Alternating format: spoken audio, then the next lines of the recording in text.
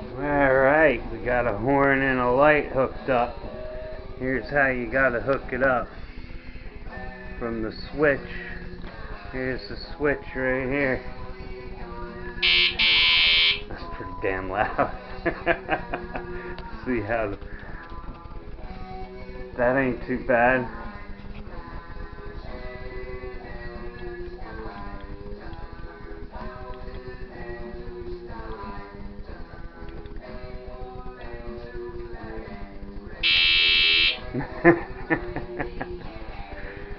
Alright.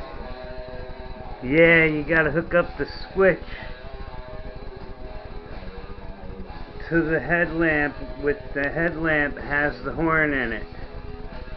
So you gotta hook up the red and then the green to the yellow and then the yellow to the red. That's the power from the controller, and the ground from the controller to the headlight. It's not too difficult. A few wires.